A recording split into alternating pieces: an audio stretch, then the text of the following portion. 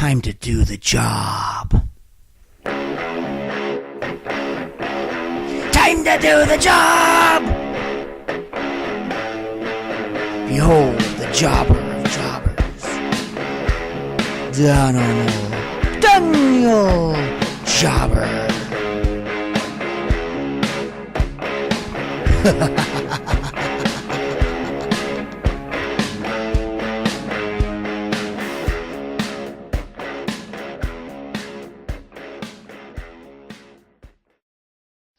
What's up, everybody? This is the Edmonton Area's own D-Job, Danimal Jobber. Finally back on the network with a special episode of my new series, The Jobbing Out with Danimal Jobber WWE Report. And this is a special Royal Rumble edition, Royal Rumble weekend edition, pardon me, because I finally get at it right a little late for the week. My predictions will be coming up just before the show, but it's basically it's the morning of the Royal Rumble, so it's just after NXT Takeover last night and the Royal Rumble today, so I'm going to, of course, talk about an amazing NXT Takeover last night and give my predictions for the Rumble tonight. If any of you are hearing this on the Backbreaker Media, which I'm proudly back affiliated with, this show will obviously be after the fact, but I just, as to remind you, this predictions video is, the predictions of this video were before the Royal Rumble, so they are legitimate predictions. The Rumble is tonight, and I'm really looking forward to it. Have some beers, have a friend over, really enjoy what I hope is going to be the best Rumble in a couple of years anyways. But anyways, I got to talk about an insane NXT TakeOver Philadelphia last night. I mean, I've seen better NXT TakeOvers overall, but some of those matches last night and that main event, oh man, a work of art. I look forward to talking about it. In fact, I like that main event so much, I'm thinking about actually doing a reactions video of me watching it live and commentating on it as the match goes on, because the match was a work of art from beginning right to when the show went off the air. So, but anyways, I'm going to start off by reviewing it. Or actually, before I get into NXT TakeOver, I'm going to just do a couple of things going on in the WWE. Actually, I just announced it a minute ago that looking like Bobby Lashley is not going to re-sign, and that there's rumors of him heading to the WWE, so wouldn't that be the most exciting signing in a long time? In fact, there's rumors of him actually maybe being a rival to Brock Lesnar, which, I mean, he's one of the guys that has the size to actually stand up to Lesnar and look convincing, although, I don't know, I'm pretty sure WrestleMania is still supposed to be Roman Reigns' final encounter or chance to actually have a proper match with Brock Lesnar that he didn't get a couple of years ago. But hey, we'll see what happens. Bobby Lashley signing would be absolutely huge. Looking forward to seeing news if that actually does happen. Also, of course, the Mixed Match Challenge I got a chance to watch this week. I've been treated to a lot of great wrestling. Actually, I just watched a lot of it in the last 24 hours. The second match of it was Big E and Carmella, and man, when they came out with the New Day and Carmella, her with her Money in the Bank briefcase, and the New Day all little tiny Money in the Bank briefcases all dancing, Carmella should work with the New Day more often. That was really cool. I actually really enjoyed watching that entrance. And then, of course, they're against The Miz and Asuka, which automatically makes them the favorites in the tournament because Asuka is still being undefeated. I can't see her losing the Mixed Match Challenge, so I expect her and Miz to win. And the match was actually really fun to watch that. Carmella was acting like she was all scared of Asuka, and really she did a pretty good job of that.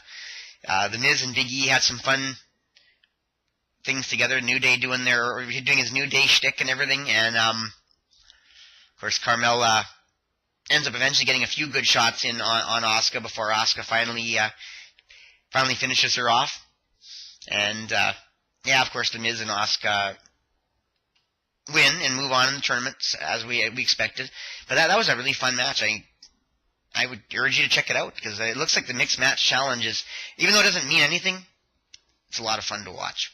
And that's the second one in a week that's been fun to watch. So I expect them to keep going on being entertaining matches. But anyways, that's I think that's all I wanted to touch on in WWE. There's lots going on. I'm going to cover more of the overall events in WWE over the next, or normally in these reports, but there's just too much going on this weekend with the Royal Rumble. And of course, next week I'll also have my Royal Rumble review. I expect to do a review of the Royal Rumble anyways. I'm pretty sure I'm going to want to talk about it after tonight. But first things first, I want to review that amazing NXT Takeover Philadelphia last night. So anyways, the show, did I mention it was in Philadelphia? The crowd was into it and it was fun and yeah, great show, great crowd. And it started off with the Tag Team Championships.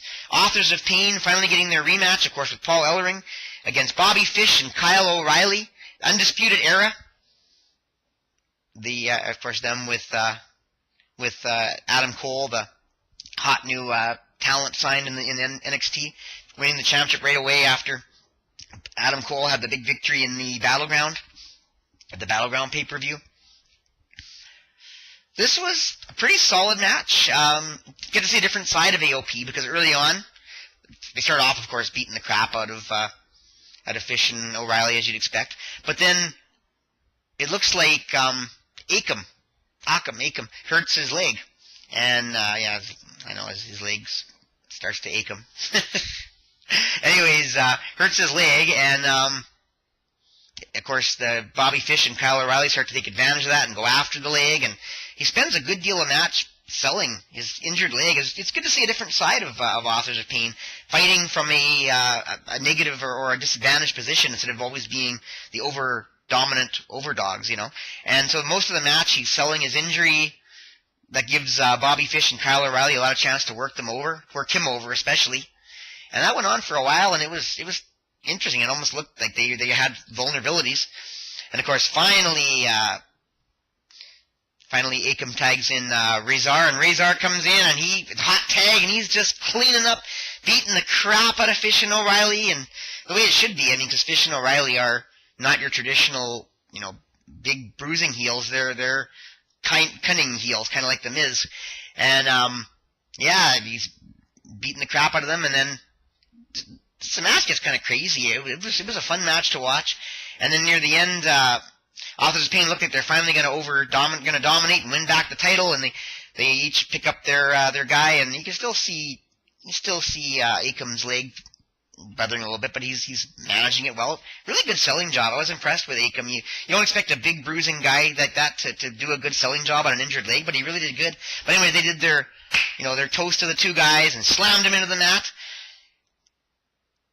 And then somehow, I can't remember how it exactly happened, but they end up back on their feet.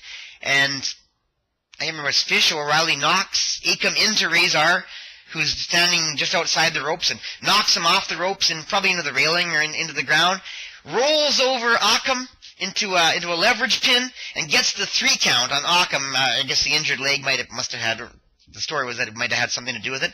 Gets the pin, and Bobby Fish and Kyle O'Reilly use their underhanded win as a cunning heels tactic to retain the NXT Tag Team Championship.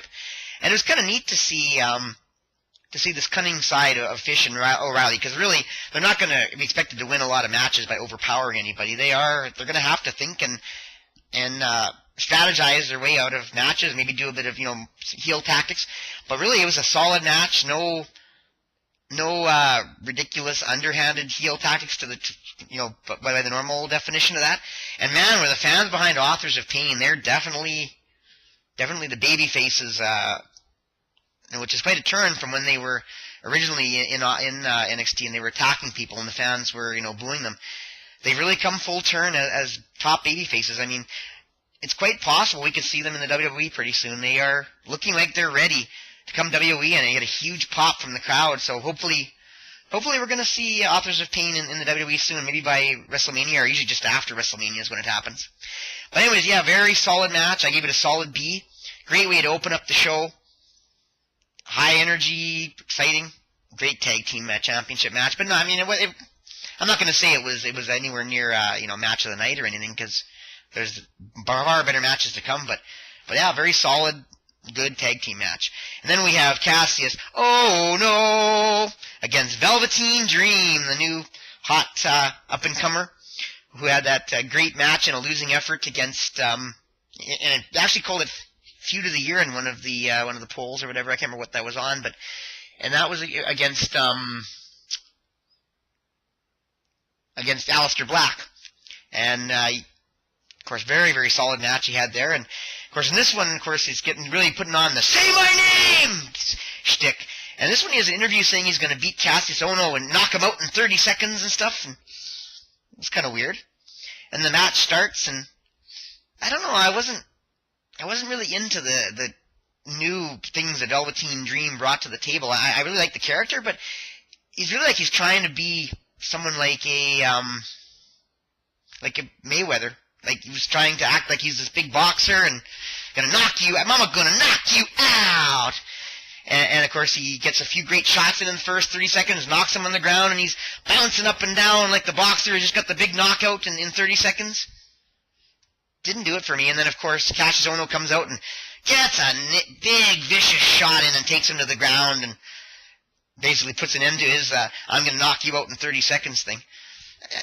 I don't know, the Mayweather gimmick, I don't think that adds anything to his character. I think he should just be Velveteen Dream, the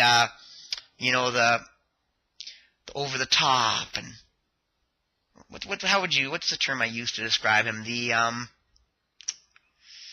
What's the term? He's not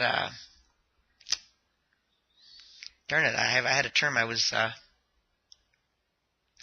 using to describe the Velveteen Dream kind of gimmick. I don't know what the term is. It's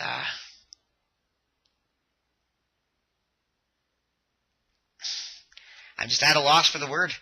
Basically, he's trying to almost like the Gold Dust kind of idea, where he's trying to be fabulous and mysterious, and I don't know, just that gimmick of I'm important, say my name, I'm beautiful and amazing, and you can't touch me. I like that side of Velveteen Dream a lot better than this boxer that, he comes out in boxing shorts, and so it's like he's trying to be, like I said, Mayweather, and that's just not who I see when I see Velveteen Dream. I see a very, I just want to say there's a beauty to his character, or an art. If I think of the term later on, I'll say what it is. It's not coming to me right now, but just that beautiful side of his character, almost like I said, Gold Dust in his prime when he was creating that beauty and almost creepy, sexy kind of shtick there that he says to me.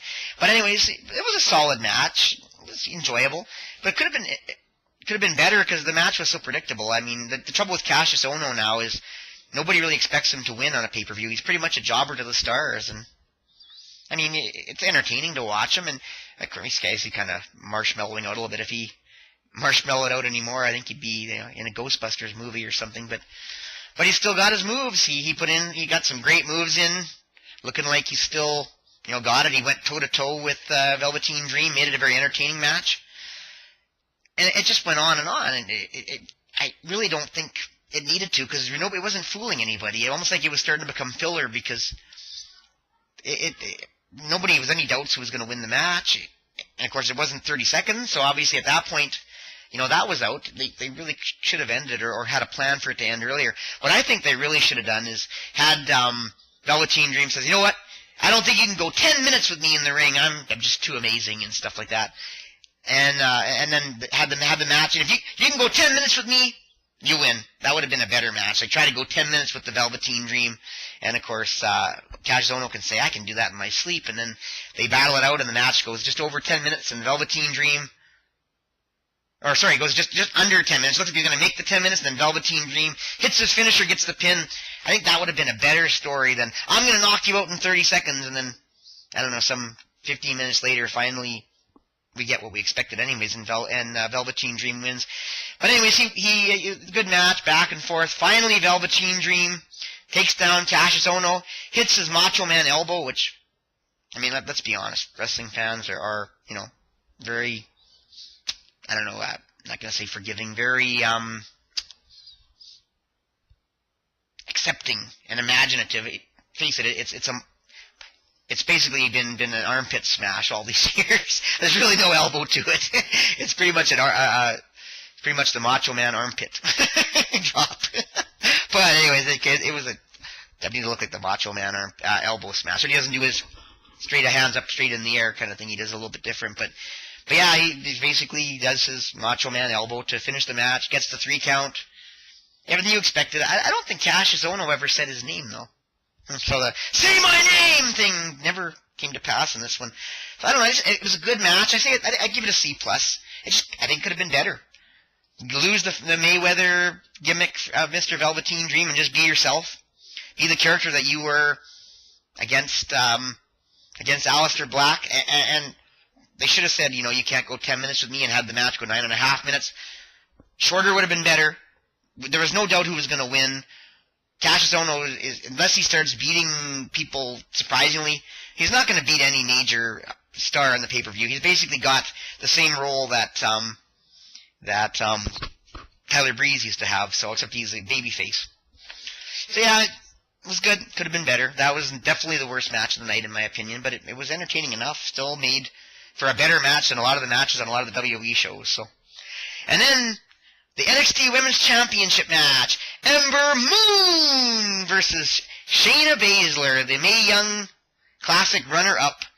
I'm not really sure what's happened to Kylie Sane, why Kylie Sane wasn't getting a title match here, but I have to look into that. I haven't been watching NXT as much lately. But anyway, Shayna Baszler and Ember Moon. This was a pretty dang good, solid match. They're really selling up Shayna Baszler as a fighter and a brawler and a master of submission holds, just everything she would have been when she was an actual fighter. It was pretty impressive. And Ember Moon, not trying to look like a dominant, vicious champion who's not going to lose the way Asuka did.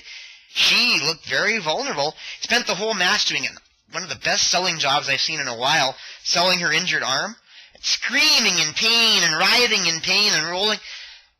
Great acting job, and Ember Moon can really sell an injury and really looking like she wasn't going to win this match, that she wasn't going to survive. And of course, Shayna Baszler constantly playing it up with her submission holds. Some really great moves in this match, too. Ember Moon did get some really good moves in, including her big finisher there, but of course her arm was so hurt, she's laying in the ground, writhing in pain. Beautiful. I mean, if I didn't know it was a kayfabe injury, I would believe it. It was very well done. She put on a really good show that had me convinced that she knew how to sell an injury. Anyways, and of course, in the end, Baszler continues to get these submission holds, and you just swear Ember Moon's going to tap out one of these times, but you can see it in her face. She's not gonna. And then finally, she turns one of the submission holds when you think she can't take anymore into a rollover. Gets a really good leverage on her legs. Gets to 1, 2, 3, and retains the NXT Women's Championship. You can see Shayna Baszler was like stunned and like, oh, I can't believe that. How did that happen to me? It was beautifully done. I mean, I certainly wasn't the typical ending to a women's championship match where you expect to see some kind of an amazing finisher. So certainly wasn't trying to be match of the night by any means. But really well done, because Ember Moon going 1 minute from thinking she's nothing left. Her arm is too badly injured. She's going to tap out to the submission hold, to rolling over for the pin to retain her championship. So, and it's probably too soon for Ember Moon to drop the title anyways. I mean, Shayna Baszler, though, man, she really did a good job of making this all about Shayna Baszler tonight. I think we're going to see a lot more of Baszler. With Asuka, it seemed like the women's division was really suffering because Asuka was so dominant, and they just couldn't make these other women look like they belonged with her. Ember Moon did a great job of making Shayna Baszler look like a real deal. And that's only going to make the women's division stronger, having a champion of Ember Moon, who's mostly babyface, almost a little bit on the heel side, because some of the antics and her persona presents herself as being a little bit on the dark side, and yet vulnerable, beatable.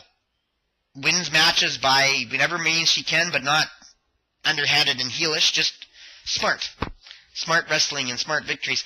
That's only going to strengthen the women's division, so I'm looking forward to seeing more from Ember Moon. I think they really, and of course, and as Ember Moon was leaving the ring and trying to get out there with her title, Shayna Baszler finally says, this is crazy, I'm not done here.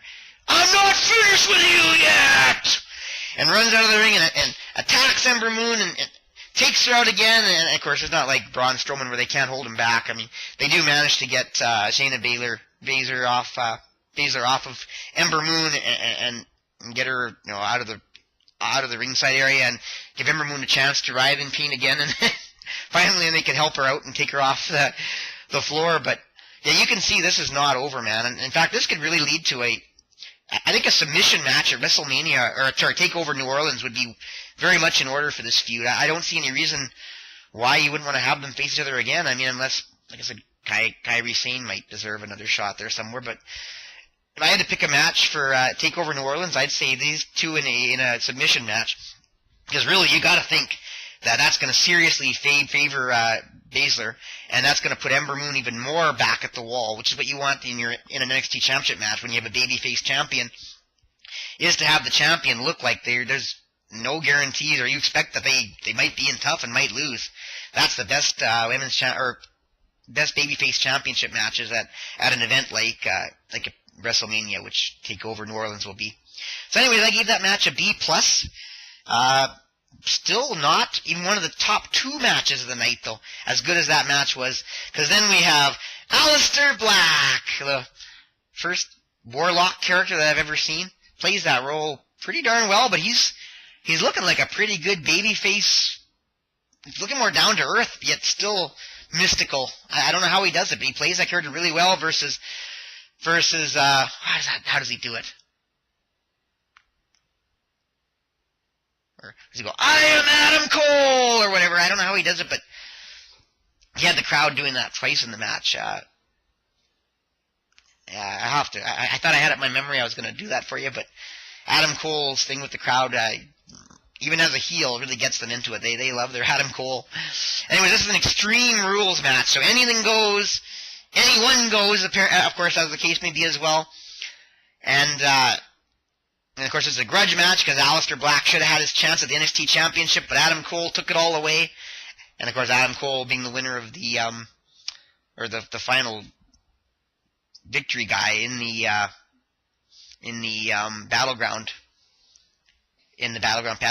pay-per-view, is really coming on. So this match, you don't know who's going to win. You think Aleister Black's going to win, but at the same time, Adam Cole's on a rise, and you never know. Maybe this is finally the time Aleister Black could lose, which is what you want, of course, when you have a babyface up-and-comer in a match. You want people to wonder if he can actually win this one.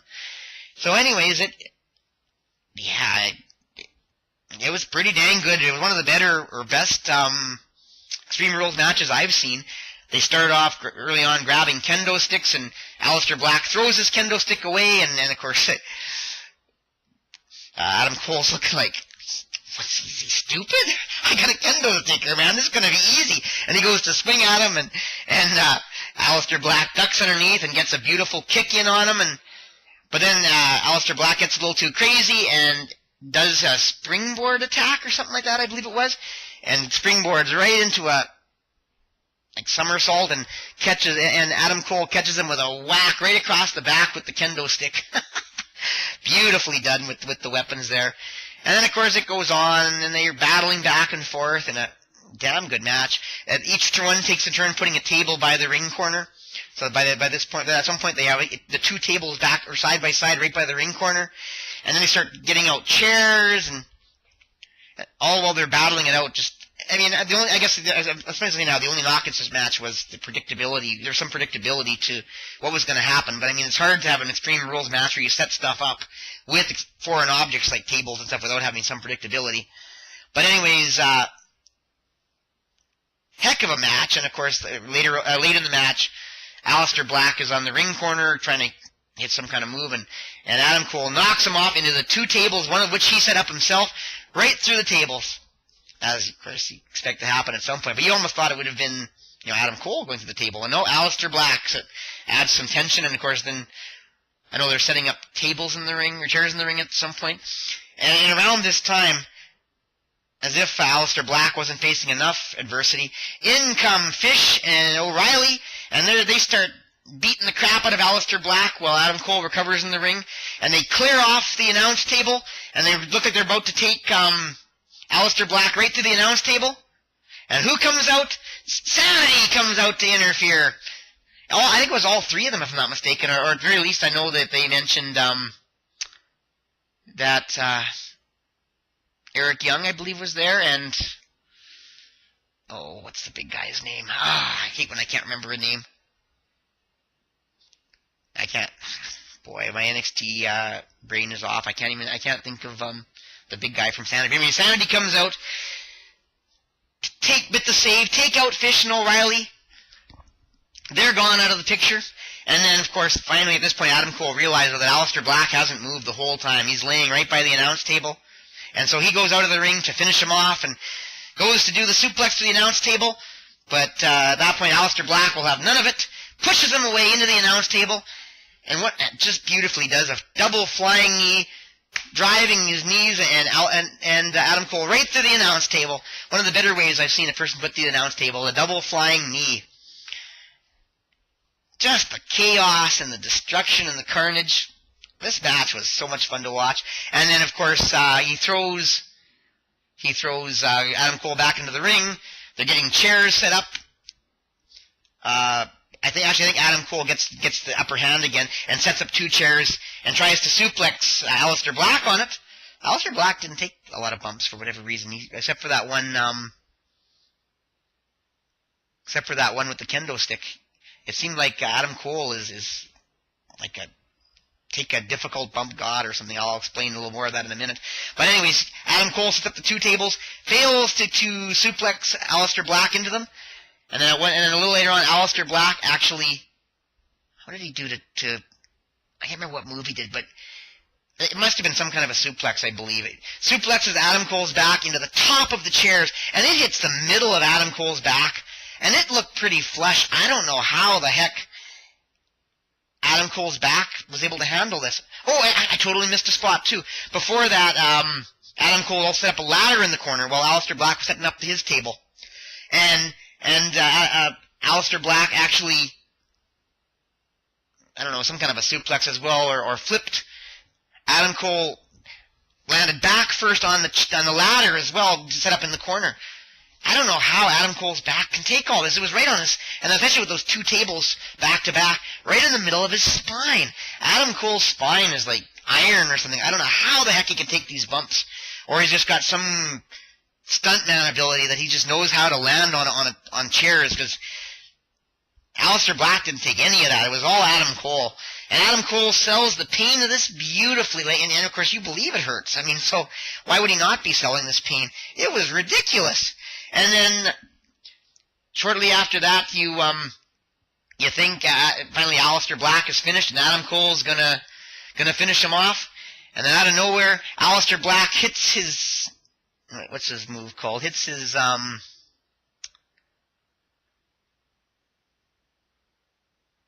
did I put it? Hits his black mass kick and goes out and up Adam Cole. 1, 2, 3. And the babyface manages to win the match. They started to believe maybe it wasn't going to be possible.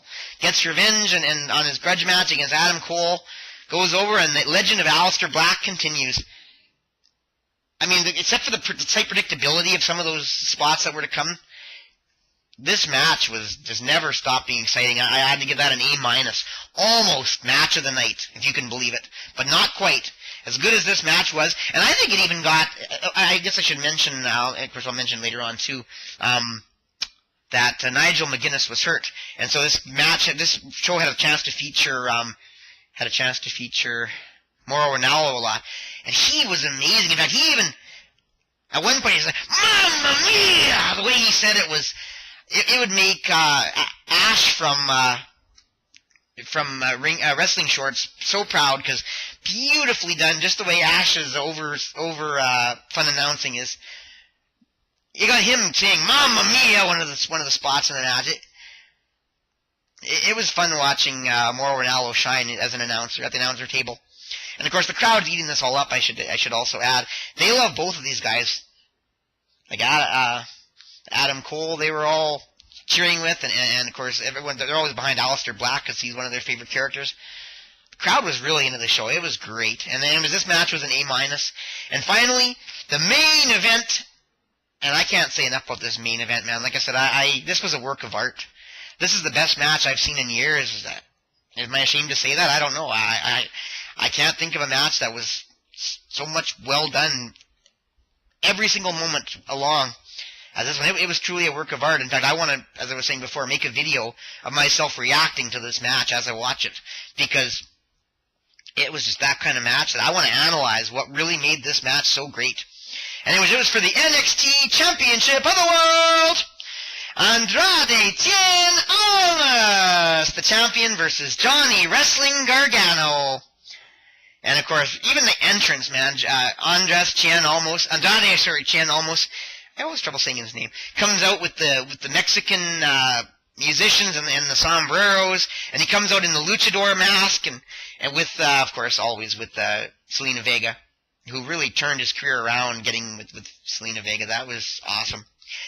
Comes out and just pure Mexican, everything about Mexico, the luchadors, the Mexican musicians, just beautiful, the whole entrance. And this is the heel, but of course the champion, so I mean it makes sense to have the champion come with a grandiose entrance. But anyways, he goes into the ring, and then out comes Ciampa, and Ciampa doesn't need any fancy entrance. The crowd just loves Johnny Wrestling, man. He is so ready to go wherever they want to take him, Gargano. And anyways, he comes in the ring, and even right from the entrances, this was just going to be a great match. And right off the bat, beautiful displays of chain wrestling. And we're not talking boring, slow, is this going to get going chain wrestling. This is technical, beautiful work of art wrestling, chain wrestling. Flipping each other around and reversing and working out of holds. And this went on for only about a minute or two, but it never seemed to get slow or boring. It was exciting from the whole time. And then, of course, the match just went going from there. I just can't say enough. Every bit of the match it's like these guys knew exactly what the crowd is going to be thinking at any moment, what they want to see. They knew when to drag something out. They knew when to go back and forth, with the back and forth punching, getting the tension. Constant reversals, constantly psychological, like they're going to outsmart each other, but then the other one realizes what they're trying to do and gets out of the way, and then it backfires, and just constant back and forth reversals. Scientifically well-designed, well-planned wrestling every single minute. It just never seemed to stop. False finishes. The early ones, of course, were not as convincing, but almost every one of the false finishes, you almost for a minute would believe this match could end at this point, and wished it wasn't going to. It was amazing. And then, of course, as the match goes on, it's slowly, it gets to the point, to a high-tension point where Gargano seems to be getting a slight upper hand, and that's when Selena Vega starts interfering a little bit.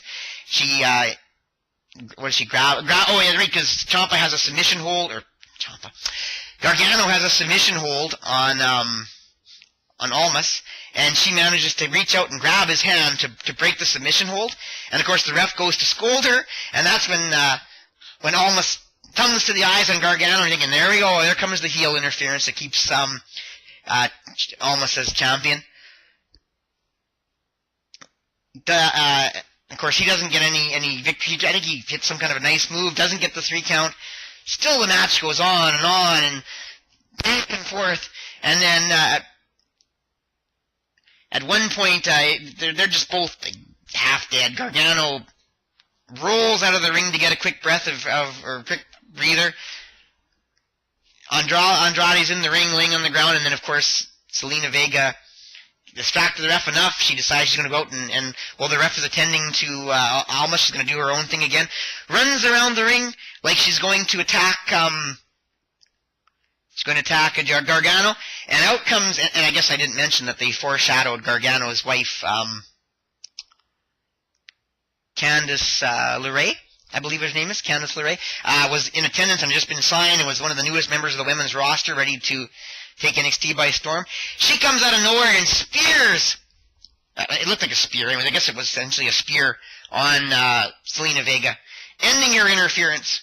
Because a minute ago I should mention, she had done a, I don't know, what do they call it, a Hurricane Rama thing that flipped Gargano's head into the stairs. So she was starting to get into Gargano's hair, and it looked like she was going to be the reason Almas retained the title. But out comes his wife, LeRae, takes her out with a spear, and she chases her into the crowd, over the railing, or over the barricade, and totally takes her out of the match. And then, so even now, of course, Andrade's got no one to cheat for him, so surely he's going to lose the title now, right? That's the way the story is going to go. no, Gargano hits a couple more beautiful moves. You swear he's got him, and he's going to get the victory. Andrade just will not go away. And then finally, what was the final finisher? Then finally they're out of the ring, both half dead, and out of nowhere, finally Andrade pushes Gargano back first into the ring post, and you can see Gargano takes that hit, or at least he sells it so well that he took that hit that was just really took the life out of him. And then Gargano Ciampa can still, boy, I can't say anything right today. I gotta, almost runs at him and does a flying double knee, driving him against the ring post again. I don't know if you could tell the match was going to end there, but it was starting to look like the life of Gargano was out of him. You still hope, though. People wanted Johnny Wrestling. And I mean, I guess at this point I had been chanting, "Fight forever," and "This is awesome," and Johnny Wrestling. I was just getting into it. I mean, I was chanting, whether the crowd was chanting it or not. I mean, they were. But I didn't care if they were chanting the same thing as I was chanting it. I just found myself getting so into this match. It was always something to chant in this match. It was so exciting. But anyways, this looked like Gargano was out of it. You hoped it wasn't, but almost pulls him into the ring, and with his legs draped on the rope, and does his from the rope DDT, apron DDT, what do they call it, or draped DDT, and pins him, and finally gets the 3 count, retaining the NXT title. The crowd couldn't be disappointed. They were still thrilled after this match. Yeah, you wanted Johnny Wrestling to win this match, but anyone that was going to win this match, you knew deserved it and was a worthy champion, because this match was artwork. And like I said,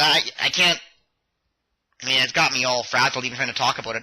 I can't properly do this match justice just by talking about it. I'm going to have to do a reaction video live during this match, because just to explain how every moment was so perfect and so well done, and they had the audience totally mesmerized, eating out of their hands, and they knew what they were doing every minute they were doing it. I swear, this match was one of the best planned out and psychologically put together matches I've maybe ever seen, or at least one of the best matches I've seen besides Shawn Michaels, Undertaker, and Steamboat and Savage. Maybe that shows my some of the matches I haven't seen. I don't know. I hope it doesn't. But this match, for me, at least at this point, ranks up there with some of the best matches I've ever seen. And I'm pretty sure I gave it an A+. Yeah, anyways, if I haven't, yeah, it's an A+. Oh, no, I gave it an A, because... No, I gave it it's an A+. I wrote an A down here, but it's an A+. That was one of the best matches I've ever seen. Anyways, the crowd, of course, out comes Selena Vega to celebrate, and her and Almas leave the ring. And then, of course, Gargano's wife, Candice LeRae comes in and to console him, and you can just see these men left everything in the ring, and you can see Gargano is just drained and like, I gave everything I could and I couldn't win the title. Dejected somewhat, but not totally, because the crowd's so chanting, "Thank you, Johnny, thank you, Johnny." And him and his wife go to leave the ring. The crowd's just the whole time, almost like they're almost thinking he could go to the main roster after this, and really he could have after a match like that. And I think I almost would have believed he was on his way to the main roster. But as he gets to the back, he his wife says, you gotta salute the fans again. They're so behind you. And he turns around and he puts his hand up in the air to salute them one more time. And then out comes Tommaso Ciampa with a crutch and whacks him from behind. Ciampa's back, man. He's not 100% because he's still limping and on crutches. But Ciampa out of nowhere, it already had the thing on the screen showing you that this show was over, and you're ready for this to go off the air. And out comes Ciampa and whacks him with the crutch after all that happened in this match and all that went on for poor Gargano. Then comes Ciampa to add insult to injury, renewing the rivalry just in time for WrestleMania. I hope Ciampa is ready to go. And sorry if I mentioned Ciampa a few times and actually maybe almost foreshadowed it by my slips. Not Freudian, but, my slips of the tongue there. Oh, it was awesome. Just beautifully timed. Out of nowhere. No one expected Ciampa to come back. I'm pretty sure nobody expected it anyways. what can I say? And he doesn't have to do anything. He doesn't say anything. He doesn't do anything. He just has a cold heel look on his face. And Ciampa looks at him and his wife, turns around, and walks out coldly, or limps out coldly with his crutch. And, well, you see Gargano even more beat up and flustered and beat, and his wife sitting there trying to keep him from almost like he's dying. It was beautiful. After all that great match, what an ending to the show. Yeah, and if you want to factor that into the match, and really you should, it was part of the show. I mean, that was an A-plus moment. I mean, that match, from that point, that match started with the first entrance to when the show went off the air. That is A-plus moment for me. That's one of the best things I've ever seen in wrestling. That's why I love professional wrestling as the greatest performance art in the world. Yeah, wow. And then, of course, the show goes off the air, and I'm blown away and flabbergasted by this. Just amazing. The show overall, I gave an A-, because it wasn't the best pay-per-view NXT's put on this year, but those last two matches were so good that even so a few of the earlier matches had some weaknesses, this show was one of the best of the year, and certainly as good as you come to expect from NXT. I haven't seen a non-A show out of NXT, I don't think, in years, and this show did not disappoint. A-, almost could have given it an A, but the pay-per-views that were the best from NXT this year were an A, for me. So I'm going to say A-, just to be fair to those shows. But what an ending, man. And that moment, or that match, final match, I think that's the first A+ I've ever given in the several years I've been reviewing wrestling. So, wow. I can't believe I've already gone 41 minutes, and I haven't even started talking about the Royal Rumble yet. So I better get moving on this, man. But go watch that pay-per-view, man. Definitely go watch that final match, or the final couple of matches even. That was awesome. That was awesome. That was awesome. Fight forever. You just didn't want it to end, man. I did not want that match to end until it did. Beautiful. But anyways, the Royal Rumble, finally. And I'm going to have to go through this a little quickly because I don't want this to go an hour. Most of my podcasts and videos are barely half an hour, so this is going to be a long one. Anyways, Royal Rumble, the Cruiserweight match on the kickoff show. Does anybody care these days? Sadly, I tried to make the Cruiserweight division as good as I can by being self-proclaimed Duke of the Cruiserweights, and they just didn't give me anything to work with long term, and I got so bored. And of course, now with Enzo Amore gone, I don't know. But anyways, does anyone really care who's in this match or who wins? I mean, it's going to be fun, it's going to be fast, and it's going to be meaningless. The only prediction worth making in that is that. So, but I actually did check it out. It is the three luchadors, I believe, Lince Dorado, Gran Metalik, and Kalisto. And I know that I think TJP is one of the guys on the other side, but it doesn't matter. It's just a fun match to watch, to get to wet your whistle during the kickoff show and give you something to watch to relieve the monotony of some of the hype talk. So it is what it is. I don't care who wins. Probably the good guys will win. I mean, when you have those three luchadors together, you expect they're going to win a high-flying match somehow. Anyways, then we have the U.S. Championship Open Challenge, and this is going to be really mysterious. Who's Bobby Roode, the glorious Bobby Roode, going to have come out to face him? Because almost everybody who's anybody's in the Royal Rumble. I mean, maybe a member of the Miztourage, some jobber like Curtis Axel or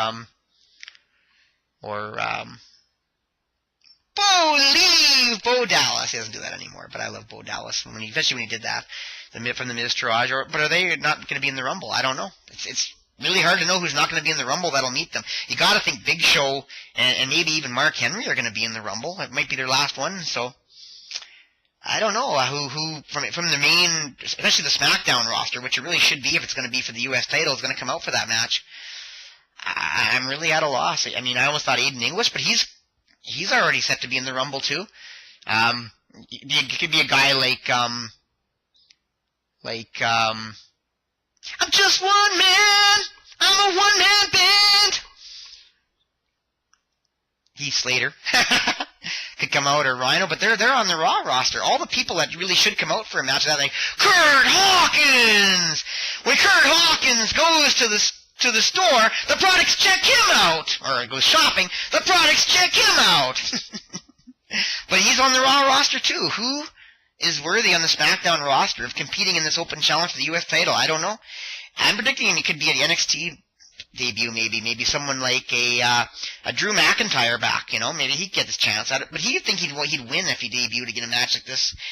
Are they going to debut him as the U.S. championship over Bobby Roode, or champion over Bobby Roode? I can't see it. Maybe Roderick Strong. Roddy has been I haven't seen Roddy forever. He wasn't on the show today. I don't know. I don't know who's going to answer the challenge of this match. It's a mystery to me. So, and I expect the glorious Bobby Roode to retain the title anyway. Oh, by the way, I never did mention at the end of NXT. At least we're spending more time on that. They announced some big signings during the show. And that actually is going to be huge potential for the future going into the WrestleMania season. Ricochet and EC3 are now signed to the roster as well. And they were at the Takeover event. That is really exciting. Ricochet I don't know a lot about, but EC3 was a TNA champion. This guy is going to be big. And he looks evil when you see him, man. He looks like a guy who's going to convince people that this guy, he means business. So that was really exciting. I was glad to see that anyways at the end of or during the show that they showed these big signings. Oh, and also, of course, No Way Jose wasn't on the show either, but he's usually more a sideshow circus kind of material these days anyways. But yeah, it could be Roderick Strong. I doubt it would be someone like a No Way Jose making a main roster debut. I don't really see him on the main roster. Maybe they could bring him on as, some kind of a, like I said, a sideshow guy like Tyler Breeze kind of has become. But yeah, no, I have no idea who's going to be in the U.S. Championship Open Challenge. But the glorious Bobby Roode should be still your United States champion when all is said and done. Anyways, those I know are on the kickoff show. I don't know if there's any other matches on the kickoff show, so I'll treat the rest of the matches as if they're main card. We then have a non-title tag team match, or a match that does not involve a title. The Balor Club, specifically Anderson and Gallows, not with, maybe they'll have Finn Balor with them. I don't know. It's hard to say. We're now putting on a new heel partnership, which is good to see because the Bullet Club, people have been crying for that for ever since Anderson and Gallows joined Finn Balor in WWE. Against the Revival, Dash and Dawson finally back, although not exactly in glorious fashion. They come back and really jobbed out at the 25th anniversary show. Anyways, this could be a chance for them to get their revenge, maybe. I suppose. Chance to get, because they're I don't know, their payback for having to be so foolish at look so foolish at the 25th anniversary show. But I really don't see them having the Bullet or the Balor Club lose a big match this early in their conception.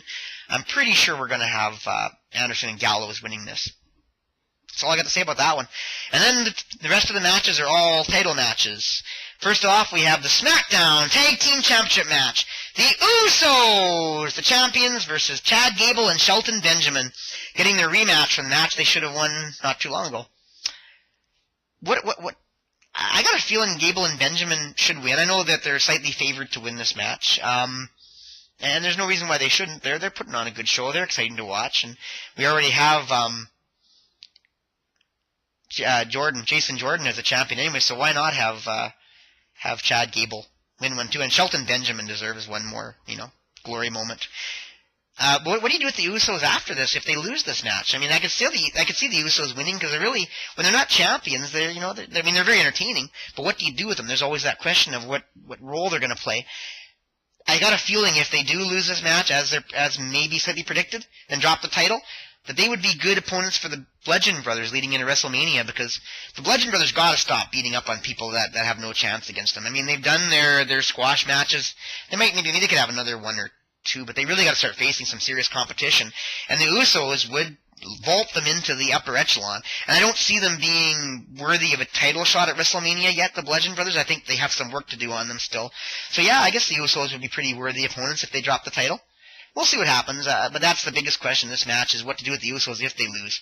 But yeah, I could easily see them winning, but I'm predicting Chad Gable and Shelton Benjamin to win the titles. Then the Raw Tag Team title, Seth Rollins and Jason Jordan, champs versus The Bar, Cesaro and Sheamus. There is slight prediction that Cesaro and Sheamus might regain the tag team title. Really, they should. I think there's better things for Seth Rollins to be doing than be in a tag team championship match going into WrestleMania season. And Jason Jordan, as entertaining as he's been, doesn't need Seth Rollins anymore. He's starting to become a heel on his own right. He's getting more heat than Roman Reigns. I mean, pretty amazing. He doesn't need Seth Rollins anymore. Seth Rollins isn't helping him any. I think it's time to get these guys doing other things anyways. So have them drop the title, have a falling out, and move on. I mean, or maybe they could feud each other one match just to get it over with.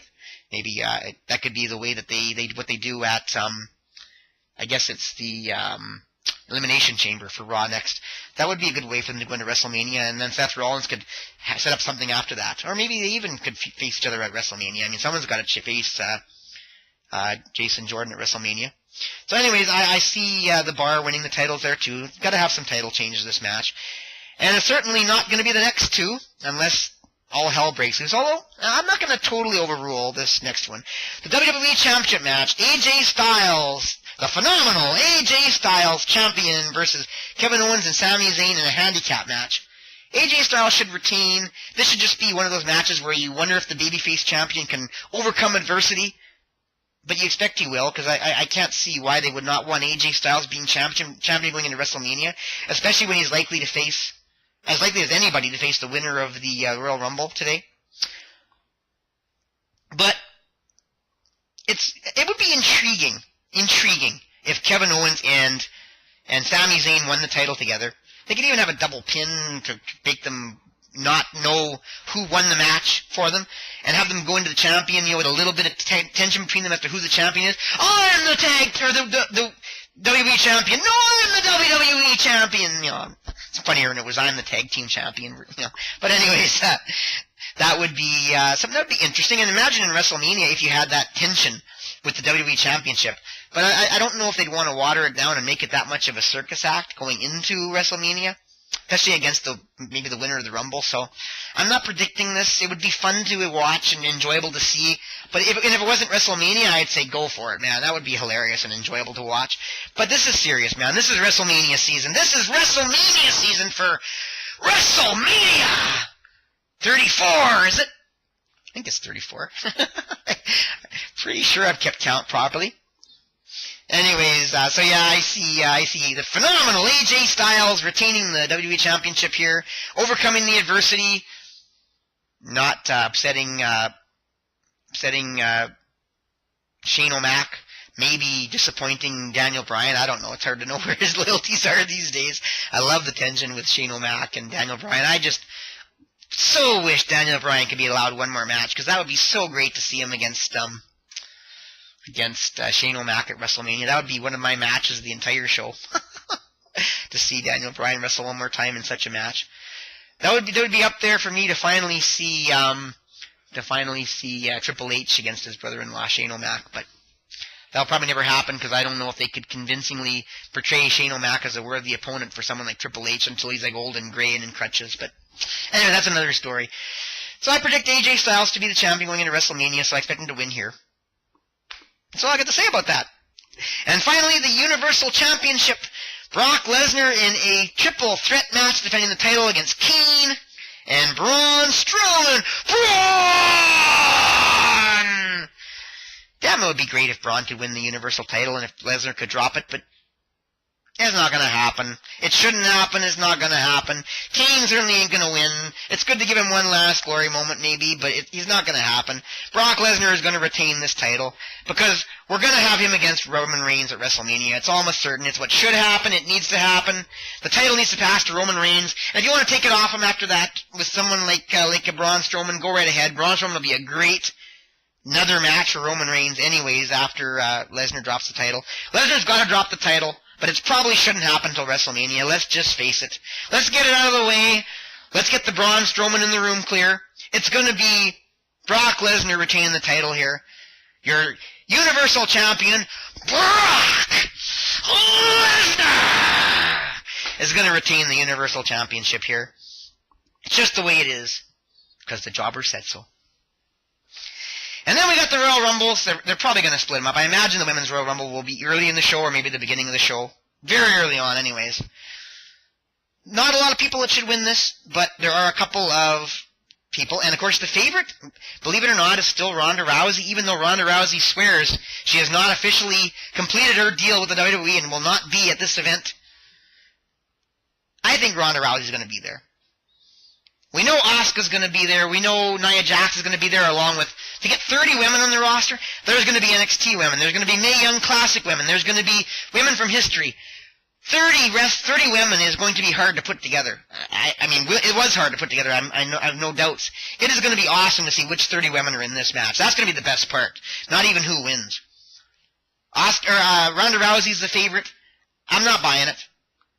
Asuka is undefeated. Asuka has to win this Royal Rumble. She has to overcome all adversity. Ronda Rousey's going to come in. It's going to surprise everybody. She's going to be late. One of the late people, maybe number 30. Asuka's going to look like she's going to lose. Ronda Rousey's going to win, and like everyone predicts.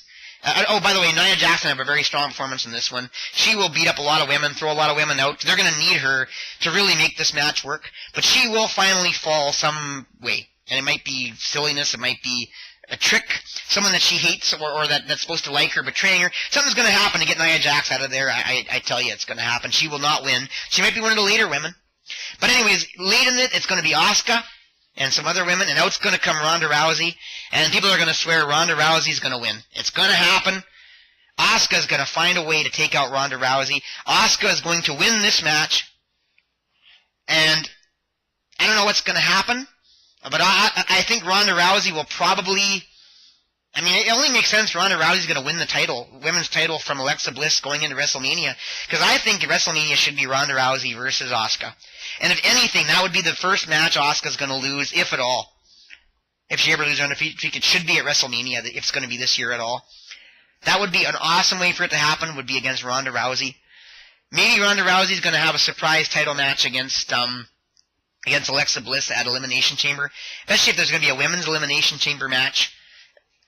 There won't be a lot of other challengers to face her. And of course, if Ronda Rousey's not in that, that's really going to be mysterious for a lot of people. I don't think they'll be surprised that it's going to be that Ronda Rousey's going to come out and find a way to get a match against Alexa Bliss. That's what I predict. I think Alexa Bliss is going to lose the title to Ronda Rousey at Elimination Chamber, and I think it's going to be Asuka winning the Royal Rumble because she cannot lose anything. In fact, she might even win yeah, that's a good point. She can't win Elimination Chamber too, so if she wins, I guess she wins the Royal Rumble, she won't even be in Elimination Chamber, so it'll be someone else's chance to win it. But either way, it's got to be, I believe it should be Ronda Rousey against Asuka at WrestleMania. And if anything, that'll be the one match Asuka loses, or maybe she retains against all odds, retains the title and continues her undefeated streak. But anyway, that's the only predictions I have for the Women's Royal Rumble. Besides, it's going to be great, and it'll be great to see who's all in this, because I can't even barely name, off the top of my head, 30 women wrestlers. That's going to be awesome. And finally, the Royal Rumble match of the men, the main event of the evening. Well, actually, some might argue the Universal title matches, but it's too predictable. The Royal Rumble is not. This is the most open field, and the fact that this is one of the least hyped and set up Royal Rumbles in years, you just have no idea who's going to win this. The favorite, believe it or not, is Shinsuke Nakamura, and that would be absolutely awesome if Shinsuke Nakamura came in late, or even not too late, but had a great showing and just took the world by storm and won the Royal Rumble. I would love to see it. I think that would be great to see him against AJ Styles at WrestleMania, and I think that's a match that could easily be the WrestleMania match for AJ Styles one way or another. But I'm not sold on it yet. I think there's more other possibilities, and I think they might swerve fans into thinking it's going to happen. Same thing, Dolph Ziggler has been away for a long time since dropping the U.S. title. A lot of people figure he's going to come in late and shock everybody. I think he will. I would think it would absolutely suck, though, if Dolph won the Rumble, and that would be my biggest disappointment, would be if Dolph Ziggler wins the Rumble.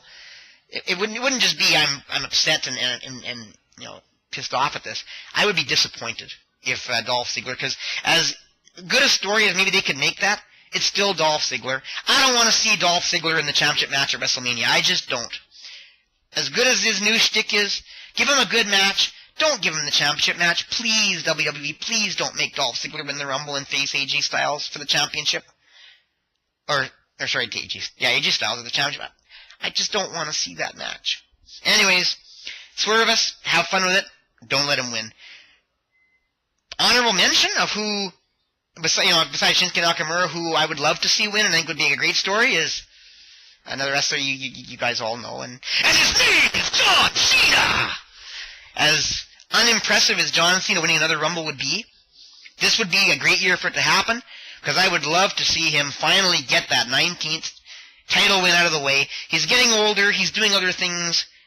When is he going to win this 19th title? And what a better moment for it to happen than at WrestleMania. I would, if any match, besides maybe Shinsuke Nakamura against AJ Styles, love to see John Cena against AJ Styles and see John Cena finally win that 19th championship to finally pass Ric Flair, end his career the way it should end when it does end. This would be the time to do it. Let's do it. Let's get it done. But then that's John Cena winning the Royal Rumble. And I don't know if that's the best thing for the Royal Rumble, but it would no worse than Randy Orton last year. I was really disappointed in that. I was lackluster. But my official pick, and that was my honor. Those are my runner-up. My first runner-up would be John Cena. Second runner-up, Shinsuke Nakamura. Shame if only one of those can win. One of those will win, I think, if my number one pick doesn't. But it'd be a shame, unless they go with the stupid Dolph Ziggler story. And I'm not going to predict that because I don't want that. I don't see it as the good thing. I'm not going to predict it just because it's a likely possibility. I don't want to see it. I'm not going to stoop so low as to predict it. You're going to hate my pick, but I'm going to give this Royal Rumble my number one pick to Roman Reigns, the big dog. Hoo-ah! Yep, I mean, obviously the most likely scenario is Roman Reigns winning Elimination Chamber and having that match stipulation be that the winner faces the Universal Champion. But they could do anything with Elimination Chamber. They don't necessarily have to do that. They could make it some other story besides the winner faces... I'm second-guessing myself now. That still seems like the most likely and useful and best way to sell Elimination Chamber would be to have it be for the winner faces Brock Lesnar for the Universal title. And that has to be Roman Reigns winning that. I don't know. Would they swerve the fans away from that and make the Elimination Chamber less of a good pay-per-view just to have Roman Reigns win the Rumble? Now I'm wavering in that. I really think it's a likely possibility Roman Reigns could win the Royal Rumble and just to piss off the fans and upset them and to build Roman Reigns' controversial... Face it, he's a heel. He's hated. He's hated by many, many people. I love him to death. I think he's one of the greatest wrestlers I've ever seen in terms of the way he sells and the way he performs. Everything about him is epic. The way he does all his things in the ring, he seems to have it. That it factor that a lot of other people don't always have. And I would build his heel hatred. But now I'm second-guessing myself. I don't know. Shinsuke Nakamura winning this, or the person who's going to face AJ Styles, or the going to face the winner or face the one who holds the WWE Championship would make the most sense. And that's John Cena. No, I'm actually going to change my pick. John Cena number 1, Roman Reigns number 2. Shinsuke Nakamura number third honorable mention. That is my 3 picks for the Royal Rumble.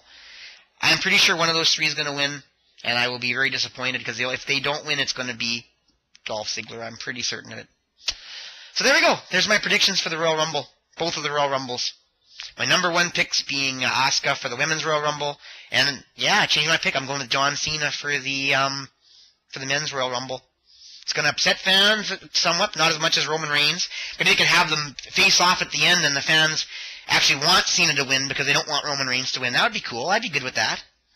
But that's what I'm going to go with for my picks. So anyways, that's in a few hours. It's going to be great. Can't wait to see it. Even the lack of hype, Royal Rumble always gets me excited, and this one being such an open field and doubting that Randy Orton's going to win again, which would disappoint me, gets me excited that someone's going to win that I don't expect. I'm looking forward to this. It's going to be good, and I hope you enjoy it too. Hope you get a chance to see it. So I'm going to wrap up this very long Royal Rumble weekend special version of Jobbing Out with Danimal Daniel Jobber WWE Report, both on my YouTube channel And on the Backbreaker Media as a special, this will be a special bonus edition, I guess you'll call it, or bonus episode.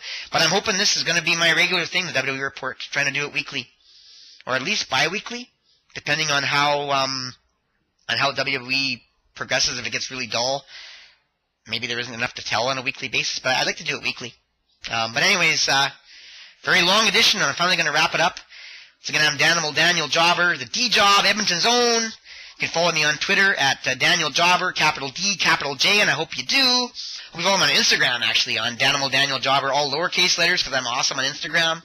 Do lots of short little quips here and there, and funny stuff, and commentary on events like the Royal Rumble and on Raw and all the things. That's where I do most of my social media nowadays, is on Instagram, because I love the medium it provides. 1-minute videos, pictures, commentary, always something visual, never just a comment that can be overlooked like on Twitter. Hope you go to my website, DanimalDanielJobber.ca. That's DanimalDanielJobber.ca. Check out all my normal fun stuff. Haven't posted a lot lately, I gotta be honest, although I do put important stuff on it. Stuff that is special to me. And of course I have a musical side of myself that I post there on my music pages. But the most important reason to go there is if you want to support me. Because there you can leave comments on Discus. Sign up for Discus and leave comments. I hope you do. Love to hear from you. I want to hear what you have to say. Of course, tweeting me and Instagram, I welcome your feedback there as well. But Discus seems to have a bigger longevity factor to it, that I can see who's following and watching and what we have to say. Your comments will last a lot longer. Other people will see them. So I encourage you to use the Discus forum. It's a great forum to communicate with people who have websites. Also, you can donate if you want to help me out. Or you don't have to donate. Buy merchandise, man. The Jobber Champion, my Proud I Enjoy Jobber Champion merchandise, including this hoodie. There's T-shirts. There's sizes and styles for women and children and baby onesies, all with my Pride and Joy, the Jobber Champion logo on it, all on courtesy of whatamaneuver.net. And of course, you can also use the link that takes you to whatamaneuver.net to find merchandise from Backbreaker Media as well. Mike the Ref's stuff, the stuff from the Sound of Struggle podcast, which I'll mention more in a moment. The link will take you there as well. But if you go to my page, my website, DanimalDanielJobber.ca, and look at the top, you'll see the Jobber Merchandise tab. Click on it, and it'll take you to the link that allows you to get great merchandise. Better make sure I'm still plugged in. Great merchandise like this. I love this hoodie, man. It's a bunny. We call it bunny hugs where I come from. If you don't want to call it a hoodie, I love it. My Pride and Joy, man. Anyways, buy one of these, support me, wear it proudly, post a picture or video of yourself wearing it, and I promise I will share it to the nines to promote you, to say thanks and show how much I appreciate people who support me and follow me and just believe in what I love to do. And I don't get paid for this. I do this freely for the love of the game, the love of wrestling. I think I've yet to make a penny from anything I've ever done, so... So yeah, if you want to support me, that's a great way to do so. And it all starts on DanimalDanielJobber.ca, my website. Anyways, finally, if you want to just send me an email, great. DanimalDanielJobber@gmail.com is open for your email pleasure. So anyways, that's me. And I also hope you will take the time to follow Backbreaker Media, because I'm very proud of what Mike the Ref is doing over at Backbreaker Media. It's at Twitter. You can start by following them at Backbreaker Media, which is a capital B on Backbreaker and M on Media, capital M on Media. Or you can just follow Mike the Ref, at Mike the Ref EDM on Twitter. And make sure you like and thumbs up everything you see. Mike's got great content like the blown call and quick calls. Content for like CWC Evolution. And of course, the Sound of Struggle podcast with Trish Parrish, Maniac. Sometimes their partner, Sean Martins. They are always entertaining, man. They're awesome. Chris Parrish, man, he knows his sports of every type. He knows local sports, especially if you like to follow the Oilers and that kind of thing. He knows his stuff. He's always great to talk with about sports and wrestling. Encourage you to get to know the guy. He's a heel when he wrestles.